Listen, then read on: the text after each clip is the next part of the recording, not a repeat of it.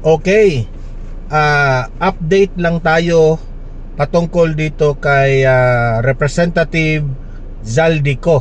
Hindi na siya representative dahil sa breaking news na ito. Okay? Sa nangyari sa kanya ngayon, itong si Zaldico. Ano bang nangyari kay Zaldico, no? Binalita ng Philippine Star, the Independent Commission for Infrastructure or the ICI has recommended the filing of criminal and administrative charges against resigned Ako Bicol Party List Representative Zaldico and at least 17 others over an anomalous flood control project in Oriental Mindoro. Okay? So ang ICI, itong independent body na create ni Bongbong Marcos, ay nagrekomenda ng criminal raps versus Zaldico and 17 others. So kasama na si Zaldico, ha. Kung matatandaan po natin, si Zaldico po ay nag-resign bilang miyembro ng Kamara. Okay? Yan. Ano sa tingin nyo? Bakit nag-resign si Zaldico bilang kongresista? Yan ang pinakaunang tanong. Ano ang reaksyon natin dyan? Unang-una, kung wala kang kasalanan, no, at malinis ang konsensya mo sa mga akusasyon laban sa iyo patungkol po dito sa flood control anomaly, di ba? What is the reason na mag-resign ka? Di ba? Yun lang ang ano ko. Hindi ko maiintindihan bakit kailangan mong mag-resign, Zaldico. 'Di ba? Sabi pa dito sa binalita ng Philippine Star, instead of returning to the country to face allegation of corruption tied to the flood control projects, Ako Bicol Party List Representative Ilay Zaldi o Zaldico tendered his irrevocable resignation from the House of Representatives on Monday. Kahapon yan kasi nag-deadline na siya ni Speaker Faustino D. Nag-resign siya. So ngayon, anong ginawa ng ICI sa kanya? Okay? Ang ICI ay nag-file na ng criminal charges laban kay Zaldico. So, kung akala ni Zaldico ay lusot na siya sa kanyang pag-resign, hindi po siya lusot. You have to face the music. Ika nga, sabi ni Rimulya, you have to face the music. At sana naman Rimulya ay hindi mo pagtakpan itong si Zaldico. Kung gaano ka kastrikto ni Bantag at ni Teves, sana ganun rin ka kastrikto kay Zaldico, di ba? Huwag mong isipin na kaalyado ito ni Martin Romualdez. Kaalyado ito ng Presidente Bongbong Marcos. Di ba? Ipakita mo ngayon, Rimulya. Ipakita mo ngayon, Rimulya, na wala kang kinikilingan. Magpakitang gilas ka ngayon na kahit kaalyado ng Presidente, kaalyado ni Martin Romualdez, ay wala kang sinasanto, kundi you have to face the music. Kasi alam mo, Rimulya, ang taong bayan ay nakatutok lahat sa iyo. Ang taong bayan ay observing sa mga galaw mo kung ano ang treatment mo kay Zaldico. Okay? So, ano ang conclusion natin dito kay Zaldico? Huwag mong sabihin, Zaldico, na ang taong bayan ay sasabihin nila na totoo pala na magnanakaw itong si Zaldico kasi umiiwas siya sa issue ng flood control. Dapat kang magpalabas ng statement, Zaldico. Bakit ka nag-resign? 'Di ba? Nabalitaan ko lang, nag-resign raw siya kasi nag-resign siya dahil delikado na raw ang buhay niya dito sa Pilipinas. delikado raw ang buhay niya sa Pilipinas. So meaning to say, are you trying to say na sa taong bayan na ayaw mo nang bumalik dito sa Pilipinas dahil nanganganib ang buhay mo at yung pamilya mo? 'Di ba? So nagtatanong lang tayo, ha? Yan ba ang irarason mo kaya hindi ka babalik sa Pilipinas dahil nanganganib ang buhay mo? Oh. Delikado yan eh. Kasi kung hindi ka babalik sa Pilipinas, ito lang yung sa akin, ha. Kung hindi ka babalik sa Pilipinas, sasabihin niya ng taong bayan, guilty talaga itong si Zaldico. Kasi takot na siyang bumalik eh. Oh, takot na siyang bumalik dito sa Pilipinas eh. Oh, yun ang i-conclude nila kaagad. Ako, ha, kahit galit ako dito kay Zaldico, bigyan ko rin ng chance itong tao na ito na makapagpaliwanag siya sa kanyang sarili. 'Di ba? Demokrasya man tayo, right man yan ni Zaldico na mag-explain siya. Alam mo ba, Zaldico, bakit galit na galit ang tao sa inyo? Kasi nung panahon po ni VP Sara, patungkol sa confidential funds ni VP Sara, ang yabang-yabang mo. Anong sinabi mo?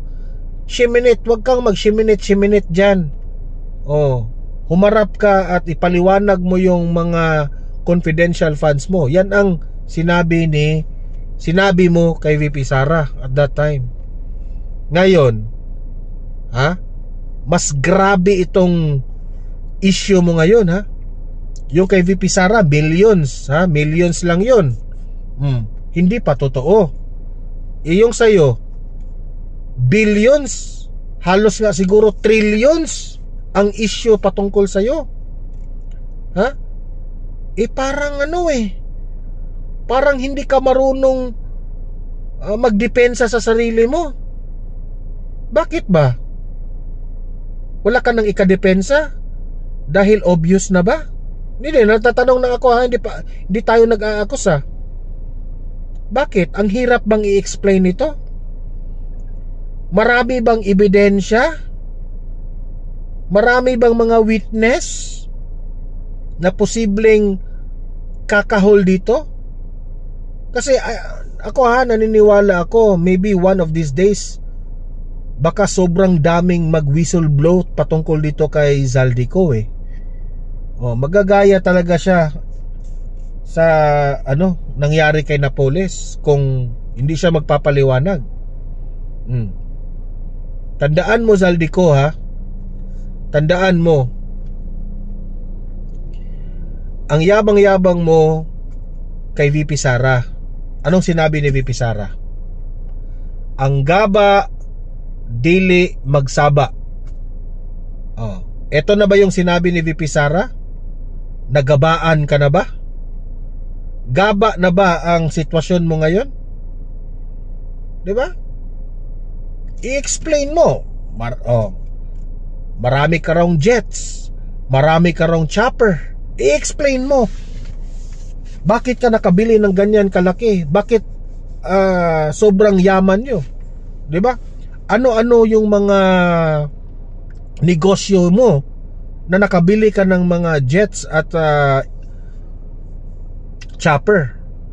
Yan ang dapat ipaliwanag mo sa taong bayan para mapatunayan namin na malinis ka. 'Di ba? Kasi kung hindi ka makapag-explain, wala na, finish na talaga. Alam nyo, Zaldico, no? Mas lalong magagalit ang taong bayan kung tago ka ng tago. Yun lang ang aking analysis dyan. Kaysa magpakita ka sa media, magpa-interview ka, at least, no? Di ko lang alam kung meron pang maniniwala sa'yo. At least makakreate ka pa ng meron pang maniniwala sa'yo. Kasi kung wala, tago ka ng tago, wala ka nang statement na inilabas na klaro, di ba? Yan lamang po ay nagpapatunay na nahihirapan ka na ngayon. Kahit man lang lawyer mo, meron kang lawyer na ipinadala dito sa Pilipinas at siya ang mag-answer sa issue mo, wala bang gustong mag-lawyer sa'yo? Sa sobrang yaman mo, walang gustong mag-lawyer? Tatanong lang tayo, ha. Lahat ng ito ay tanong lang. Zaldico resigns from the house. Di na ba kaya? Kasi kung ikaw, ito yung tandaan nyo, mga taong bayan. Kaya next time tayo, kung buboto tayo ng isang kongresista, iboto natin yung may malasakit. Hindi natin iboto na itong binoto natin ang isang kandidato dahil binigyan tayo ng pera sa eleksyon. Yan ang nangyari ngayon. Iboto natin yung kandidato na alam natin na tutulungan niya ang kanyang constituents. May malasakit sa taong bayan. Ito na, nagresulta na. 'Di ba? Pinatikim lang kayo ng pera nung panahon ng eleksyon. Pero ang nakulimbat na pera nang siya ay nakaupo na, hindi nga doble 'di ba? Sobrang lugi tayo. Kasalanan rin nating taong bayan ito Kung tutuusin, kasalanan rin ng taong bayan. Kaya tayo naghihirap ngayon kasi bobo tayo. Sasabihin ko na, ha, bobo tayong magpili ng mga kandidato. Huwag na kasing piliin ninyo yung nagbibigay ng pera.